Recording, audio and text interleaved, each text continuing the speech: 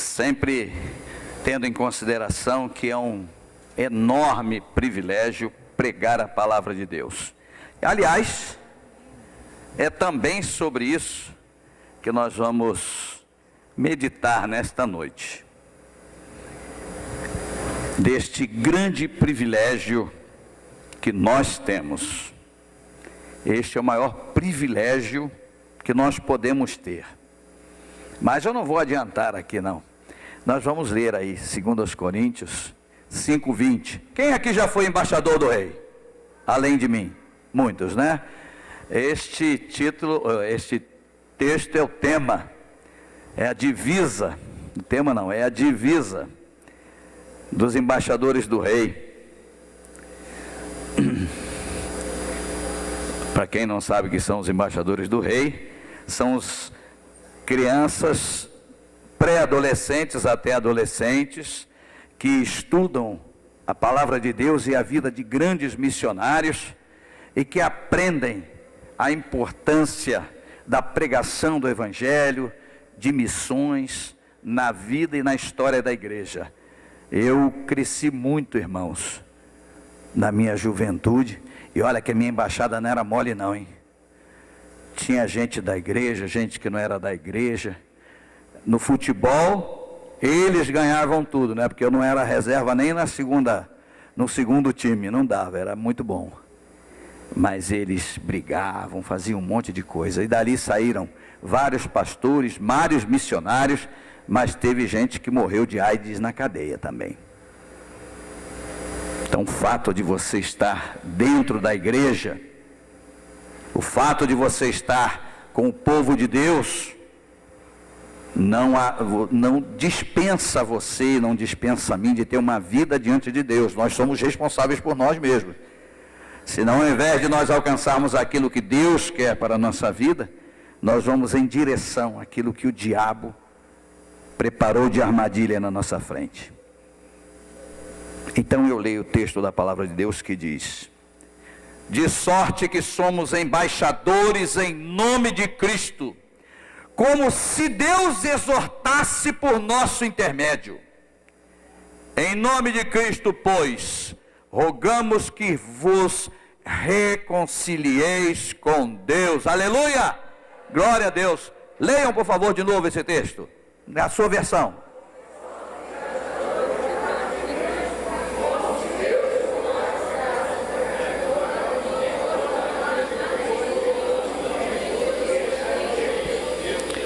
Senhor, esta é a tua palavra, somos o teu povo, e tu estás aqui presente, queremos ouvir a tua voz.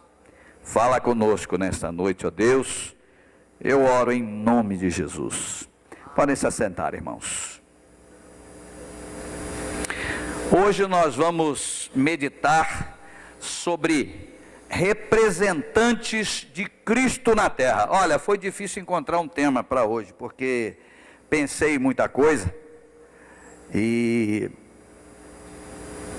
achei que esse era mais representativo do que eu estou querendo dizer, daquilo que Deus colocou no meu coração. Irmãos, nós estamos vivendo um tempo de perplexidade. A sociedade está perplexa. Não sabe qual a direção tomar, não sabe que direção tomar. Se ouve um programa de rádio, se vê um programa, assiste um programa de televisão, se assiste uma novela, se assiste um filme, se vai para a escola e participa de alguma palestra, as ideias são confrontantes com a moralidade, com tudo que está acontecendo. E se você acompanha a política, você se assusta mais ainda. Nós estamos vivendo tempos de perplexidade. Mas o pior é que essa perplexidade está entre nós e não deveria estar. Nós não deveríamos estar perplexos com o que está acontecendo, porque nós temos a visão de Deus, nós somos de Deus, nós entendemos, Jesus não mentiu, Ele não inventou. Jesus não é Nostradamus, Jesus é o Filho de Deus. O que ele disse está acontecendo, irmãos, e nós não servimos a um Deus que mente, a um Deus que não conhece um futuro, mas a um Deus que domina o futuro, que tem o presente, o passado e o futuro nas suas mãos. Aliás, para ele não existe futuro, porque ele é eterno, ele é presente sempre. E nós esperamos demais dos homens, porque os homens estão dizendo: olha, eu tenho a solução. Eu tenho a solução para o problema da violência. Eu tenho a solução para o problema da moralidade. Eu tenho a solução. A arte vai resolver. O problema da religiosidade. O problema que você tiver, nós temos a solução. Mentira. Diz a palavra de Deus: seja todo homem mentiroso e Deus verdadeiro. Amém? Nós não podemos esperar coisas boas de fontes ruins, meus irmãos. Quem não conhece a Cristo, quem não entregou a sua vida a Jesus Cristo, a Bíblia diz que já está condenado. Não vai ser condenado, já está condenado. Só vira essa condição, só sai dessa condição se entregar a vida para Jesus Cristo. Então, meus irmãos, não temos que dar ouvidos a esses condenados. Eles têm que dar ouvidos a nós. Pastor, o senhor está inventando. Não estou inventando. O texto que nós lemos aqui, no seu contexto, fala tudo isso. E no texto, explicitamente. Então, eu gostaria de compartilhar 3 coisas com vocês, porque o nosso tempo está exíguo. Vamos lá. Primeiro, nós temos que ter a consciência de que nós somos os cidadãos do céu na terra. Nós somos o céu na terra. Ei, pastor, aí só pegou pesado demais. Não peguei pesado demais, não. Nós temos que entender o que foi que Jesus Cristo fez. Ele morreu na cruz pelos nossos pecados, e quando nós entregamos a vida para Jesus, somos justificados diante de Deus. Mas ele ressuscitou o terceiro dia e inaugurou a nova ordem, a nova era. O mundo diz: há uma nova era, a era de peixes, a era de não sei o que lá, a era. A nova era já foi inaugurada na ressurreição de Jesus Cristo. E todo aquele que nele crê é colocado, é guindado para essa posição. Então, meu irmão, você, como diz Pedro lá na sua primeira carta, capítulo 2, verso 11, nós somos peregrinos e forasteiros nessa terra. Nós somos forasteiros, estamos aqui de passagem e devemos deixar a nossa marca, o nosso legado. Se alguém quer saber como chegar ao céu, não tem que esperar um anjo vir do céu, porque não virá. Tem que nos ouvir. Nós somos os representantes de Deus aqui na terra, porque fomos salvos. Antigamente dizia, pastor, que nós éramos alienados, nós não participávamos de política. Aí os crentes começaram a participar de política. O mundo começou a dizer que nós éramos alienados, começaram a desalienar. Aí está acontecendo o que está acontecendo agora. Nós pregávamos nas praças, nós enchíamos o Maracanã. Não era para assistir futebol não, meus irmãos, era para pregar o evangelho, todas as denominações. 200.000 pessoas no Maracanã. Não está lá como recorde, porque não foi futebol, mas nós pusemos 200.000 pessoas no Maracanã. Enquanto Billy Graham pregava, ele nem havia começado a fazer o apelo ainda, pregando em inglês. Me lembro até hoje o título da mensagem: o Carnaval da Morte. O Carnaval da Morte. Ele pregou quando o Belsazar apareceu a mão lá. Ele pregou. Enquanto ele estava pregando, meus irmãos, as pessoas estavam se convertendo, chorando. Nós fizemos um coral de 10.000 pessoas, de todas as denominações, pastor. Imagina um coral de 10.000 pessoas. Nós cantamos: deixa o Salvador com o seu amor te salvar, te guiar, te salvar. Troquei aí, mas tudo bem. Coisa linda, meus irmãos. Nós fizemos isso, por quê? Nós éramos alienados. Você é um alien, você não é mais dessa terra, meu irmão. Você é de outro planeta, o planeta chamado céu. Você acredita em extraterrestre? Pode acreditar, eu sou um ET, e você também. Cidadãos da nova ordem. Aqui mesmo, no verso 17, diz assim: assim que se alguém está em Cristo, as coisas velhas, eis que tudo... A palavra aí, criação, nova criatura, é criação, ou seja, Deus nos criou de novo. Assim como criou Adão, Deus nos criou de novo. Entende? O mundo todo Deus criou do nada, mas o homem Deus criou do barro. E o novo homem, o homem da nova ordem, Deus criou do velho homem. Olha que Deus maravilhoso, irmãos. A matéria-prima pode ser ruim, mas Ele sempre fará coisa maravilhosa. E você é um cidadão do céu. Que maravilha. Diz aí para o seu irmão: eu sou um cidadão do céu. Isso, bota isso na tua cabeça. Segundo, nós somos nomeados por Cristo seus embaixadores na terra. O texto diz isso. Somos embaixadores da parte de Cristo, em nome de Cristo. Jesus Cristo nos nomeou seus embaixadores. O que é o embaixador? O embaixador é alguém que representa o seu país num outro país. E está tudo condizente com o que eu estou falando. Nós somos cidadãos do céu e representamos os céus aqui na terra como embaixadores. Antigamente nas guerras, quando se avolumavam as guerras e chegavam perto de algum povo, de alguém, mandavam-se os embaixadores à frente. E os embaixadores levavam ali as condições de paz. As condições de paz que aquele rei invasor impunha àquele que ele estava invadindo. Assim, meus irmãos, somos nós. Nós estamos invadindo este mundo. Jesus está voltando. E Ele nos mandou à frente como embaixadores para oferecer a este mundo as condições de paz. No texto não diz que nos deu o ministério da reconciliação? Nos deu o ministério da reconciliação. Deus quer oferecer ao mundo paz. Deus está oferecendo ao mundo paz, mas debaixo das suas condições. E nós é que temos essas condições para oferecer ao mundo.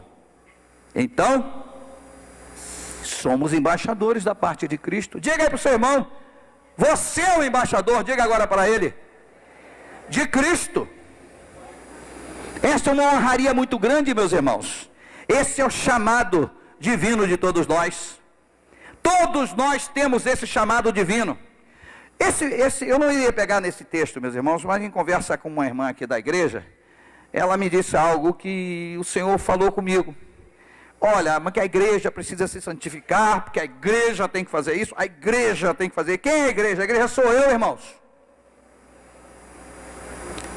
Se a gente ficar esperando a igreja atuar em bloco, não vai atuar.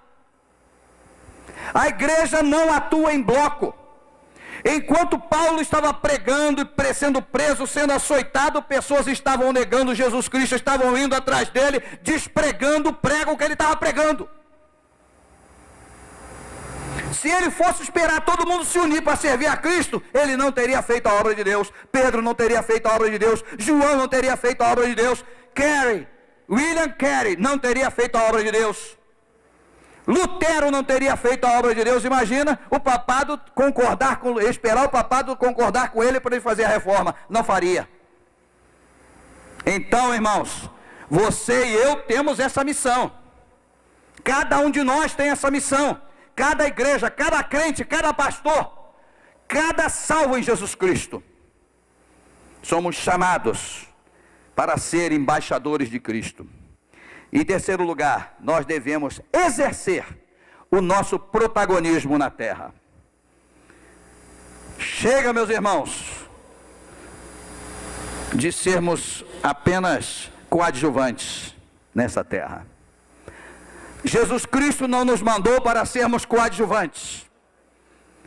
O embaixador dos Estados Unidos no Brasil e do Brasil nos Estados Unidos, eles não são coadjuvantes daqueles países.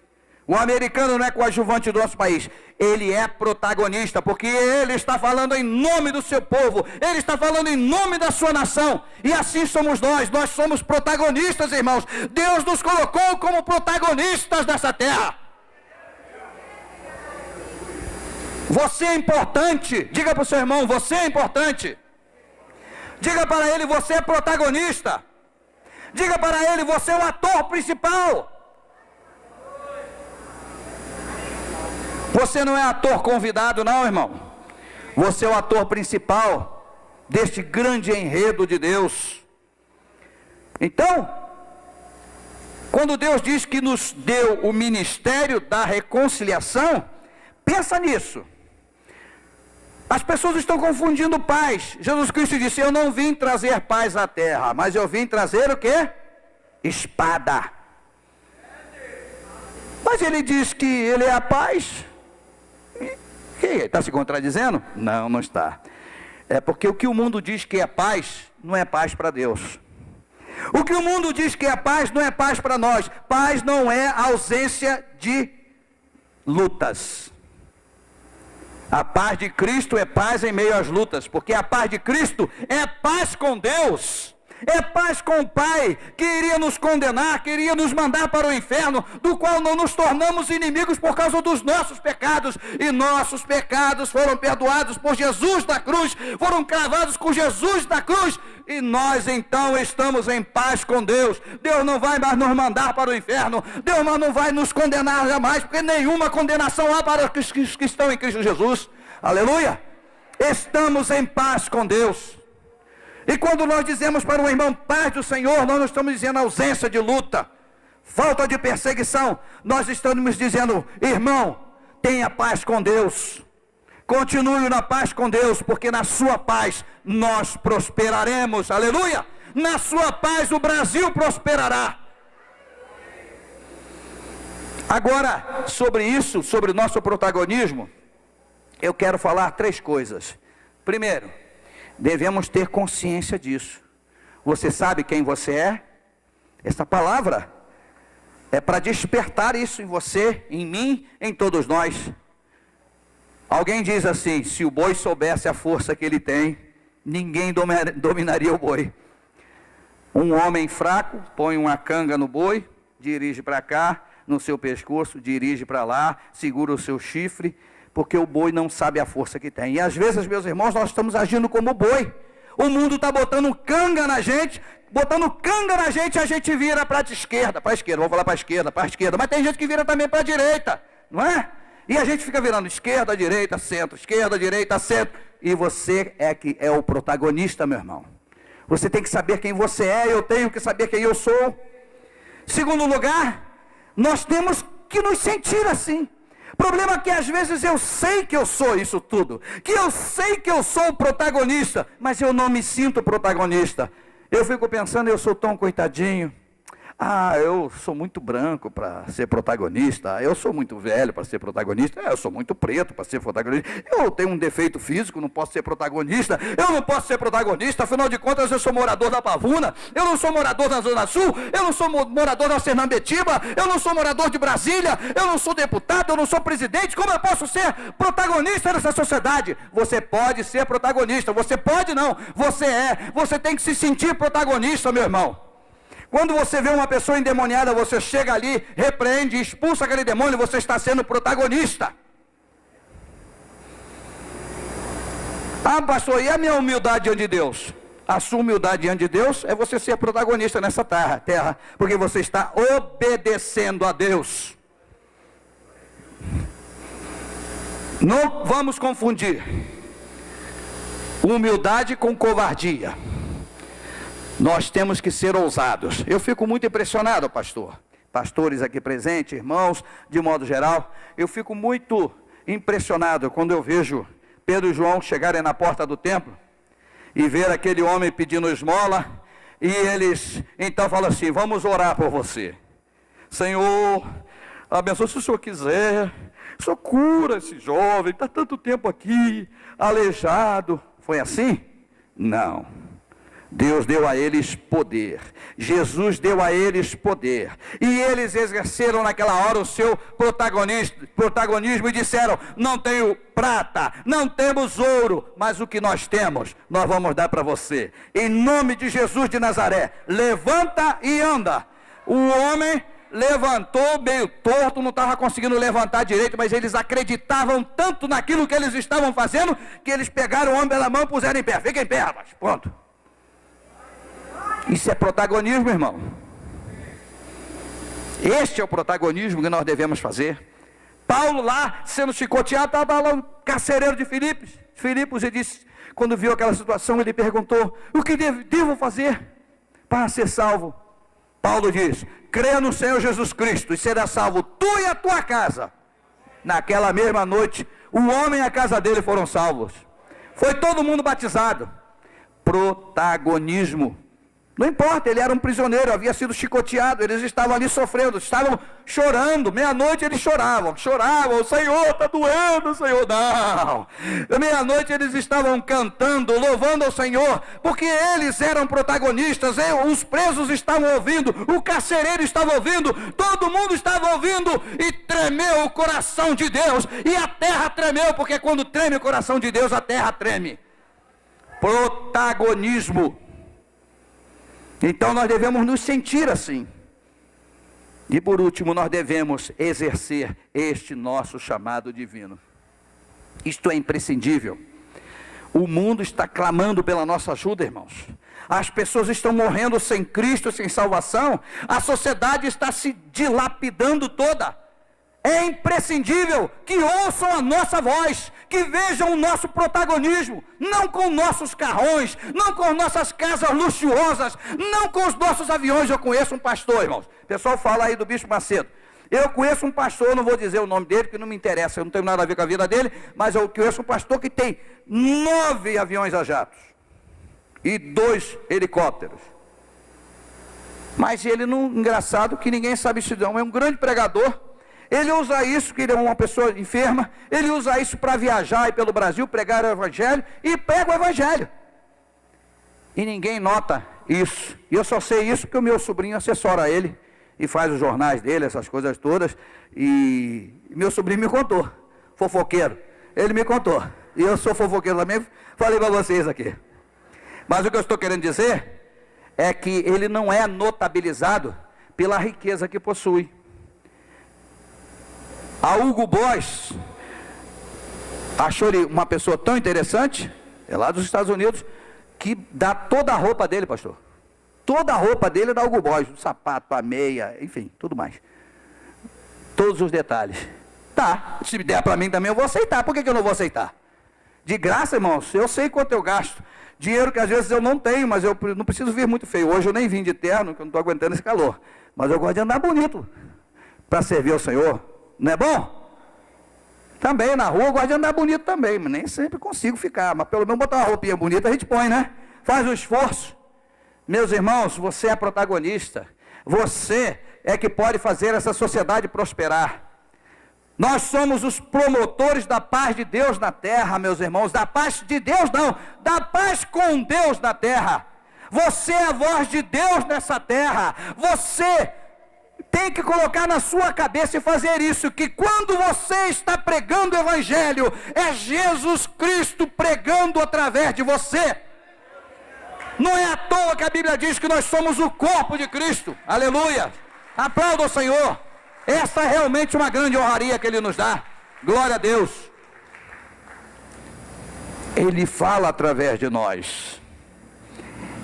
Quando eu estou pregando o Evangelho, sabe qual parte do corpo de Cristo eu sou? Qual é a parte do Cristo que eu sou quando eu estou pregando o Evangelho? A boca. A boca, meus irmãos. Não é? Quando eu sou missionário, estou andando para algum lugar para pregar o Evangelho, eu sou os pés de Cristo, as pernas de Cristo. Quando eu estou ajudando alguém, levantando as suas mãos de Cristo. Mas quando eu estou pregando o Evangelho, eu sou a boca de Cristo, aleluia. Eu sou a boca de Cristo. E devo fazer isso, irmãos. Porque Ele quer atuar. E se eu não atuar, Ele não vai atuar. É bom que nós saibamos isso. Deus não vai mandar os seus anjos fazer o trabalho que compete a nós. Deus não vai cobrar dos seus anjos o trabalho que nós fomos nomeados a fazer. Deus vai exigir de nós. Ah, pastor, mas eu não sou pastor. Ótimo. Prega lá para o seu vizinho, prega para o seu colega, prega para quem você puder. Abre a sua boca. Ora por alguém, faz alguma coisa, meu irmão. Você é Jesus Cristo na terra. Você leva o nome de cristão, e cristão, no grego, é pequeno Cristo. Ninguém disse eu sou cristão. Eles disseram você é cristão. Você é um Cristo em miniatura. Você parece Jesus Cristo. Esse Cristo que você prega, você é Ele. As pessoas reconheceram isso. Glória a Deus. Eu quero falar com vocês. Tem uma lista aqui para terminar. A minha lista é grande. Deixa eu olhar o horário aqui. Tem 1 minuto para terminar essa lista. Jesus. Vou até tirar o óculos. Fiquei nervoso agora. Irmãos, William Carey. Quem já ouviu falar neste homem? William Carey. É o pai das missões modernas. Era um pastorzinho. Pastor do interior. Ele era sapateiro, dava aulas de vez em quando. Lá na Inglaterra. E a Inglaterra dominava vários países no mundo, inclusive a Índia. E ele desenhou o mapa mundi, com fogo, né, no couro, aquela coisa toda. E ficava trabalhando na sua sapataria e olhando para aquele mapa mundi. Enquanto ele consertava sapatos, Deus fazia arder o seu coração. E ele olhava para a Índia e dizia: meu Deus, tem 1 bilhão de pessoas indo para o inferno na Índia. Tem 1 bilhão de pessoas sendo comidas por tigres na Índia. Tem 1 bilhão de pessoas morrendo por picadas de cobra na Índia. Tem 1 bilhão de pessoas na Índia morrendo de fome porque não tem agricultura, não tem nada, não tem comida num lugar cheio de terra fértil. 1 bilhão de pessoas morrendo sem Cristo, indo para o inferno. Temos que fazer alguma coisa. Mas eu sou apenas um pastorzinho do interior, um pastor de vila, não posso fazer nada. Mas ele se encheu de coragem numa reunião de pastores batistas e ele pediu a palavra. Ele disse: olha, nós temos que fazer alguma coisa para pregar o evangelho para os indianos. E o presidente disse assim: jovem, assenta-te. Fica sentado, senta aí. Se Deus quisesse salvar os indianos, já teria providenciado um meio. Calvinismo radical. Aí alguns pastores ouviram, chamaram em particular, depois disseram: olha, se Deus chamou você, por que você não vai? Mas a esposa dele não gostou da ideia. E ele ficou mais de 1 ano lutando com aquela esposa para ir. E no ano de 1793, aos 32 anos, ele foi para a Índia. Ao navio, ele não sabia o que falar, não sabia falar nenhuma língua, nenhum dialeto, não sabia nada, ele só sabia o inglês e mal o inglês. Ele havia se convertido aos 18 anos, tinha pouco tempo de evangelho, mas era estudioso da palavra de Deus. Ele chegou na Índia. Quando ele desceu, ele viu a cena mais horrível que ele já tinha visto na vida dele. Uma pira, uma fogueira enorme, e um homem lá amarrado para ser cremado. Ele já estava morto, e ao lado dele a sua esposa, que gritava querendo se livrar. Eles puseram fogo naquela mulher viva. Era um ritual chamado Sikh. E ele ficou horrorizado com aquilo e perguntou: o que é isso? Aí disseram: não, aqui na Índia é assim, se o marido morrer, a mulher estiver viva, que bênção que nós somos no Brasil, né? A mulher estiver viva, ele vai ser cremado e ela vai ser cremada viva ao seu lado. Ele se ajoelhou e falou: Senhor, se eu não fizer nada nesse país, o Senhor me ajuda a derrubar essa coisa injusta. Esta coisa injusta. E ele conseguiu, irmãos. Erradicou essa lei. Organizou 26 igrejas. Não havia escola na Índia, todo mundo analfabeto naquele lugar. Ele organizou 126 escolas, teve 10.000 alunos, produziu gramáticas. A primeira missão médica da Índia foi ele que levou. Abriu seminários, escola para as meninas não podiam estudar. Ele abriu escolas para meninas, É muita coisa, meus irmãos. Vamos lá. Erradicou o sati, como eu já disse aqui, experimentos agriculturais, fundou a Sociedade de Agricultura e Horticultura em 1820. A primeira imprensa da Índia foi ele que abriu. A primeira fábrica de papel, o primeiro jornal, a primeira fábrica de motores a vapor, foi ele que levou para lá. Tradução das escrituras para 44 línguas, pastor. 44 línguas, um homem que não sabia falar nenhuma língua, nenhum dialeto daquele. 44 línguas, a Bíblia completa, no sânscrito, no bengali, no marathi, no telugu e nos idiomas sikhs. Calcula-se que a terça parte do mundo teve a Bíblia na sua língua, através da obra. E nós estamos falando entre 1793 a 1800 e pouco. Não estamos falando de internet, não estamos falando de nada dessas coisas modernas que nós temos hoje. Meus irmãos, nós estamos falando de um homem que conseguiu alcançar muito mais das suas fronteiras, porque ele sabia que era o embaixador de Cristo. Sob sua inspiração foram fundadas a Associação Missionária de Londres em 1795, a Associação Missionária da Holanda em 1797, a Associação Missionária Americana em 1810, a União Missionária Batista Americana em 1814, e por causa disso nós temos o Evangelho no Brasil. O trabalho dele chegou aqui no Brasil, irmãos. Quando alguns missionários foram ao Afeganistão pregar o Evangelho, eles se surpreenderam que alguns afegãos, numa língua chamada, em 1855, uma língua chamada Pashto, não sei pronunciar isso aqui, negócio meio esquisito, né? Pashto, eles tinham uma tradução da Bíblia feita por William Carey naquele país. Então, irmão, quem era o William Carey? Quantas bibliotecas, eu não falei das bibliotecas que ele abriu na Índia.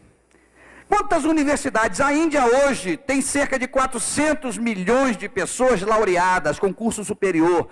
2 vezes a população do Brasil. 400 milhões. E falam de Mahatma Gandhi. Mahatma Gandhi foi o grande, foi nada, foi o William Carey, que foi movido pelo amor de Deus, que foi o embaixador de Deus naquele país. E isso, meu irmão, foi porque ele atendeu, ele obedeceu. Assim, queridos, eu quero dizer para vocês, não se sintam diminuídos. Não se sintam diminuídos. Você, jovem, que está aqui, quem sabe você vai ser um Melanchthon na vida, um Zwinglio, um Lutero, um William Carey, um Paulo, um João. Eu tenho falado sempre isso aqui para vocês. Agora você me diga assim, pastor, o senhor está querendo só que o jovem seja? Não, pode ser qualquer um, meu irmão. Você tem muito potencial nas mãos de Deus. Você continua sendo aquele embaixador que Jesus Cristo nomeou para esta terra, para a sua família, para a sua vizinhança, para o seu trabalho, para o ambiente que você vive, que você influencia. Assim, meu amado irmão, minha amada irmã, nós vamos encerrar este momento dizendo que você é um representante de Cristo na terra. Mas eu não gostaria de encerrar esta palavra apenas falando aos crentes. Eu gostaria de dizer para você que está aqui nos visitando nesta noite, que isto é uma coisa que está aberto para todo mundo.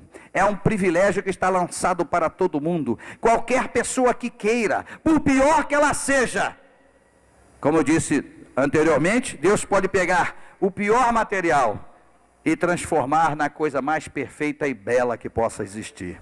Assim como ele fez na minha vida, assim como ele fez na vida do pastor Rafael, assim como ele fez na vida do nosso querido pastor, da irmã, do irmão, todos nós aqui fomos aquela coisa ruim do passado, mas Jesus Cristo transformou o nosso viver, e Ele quer transformar a sua vida hoje.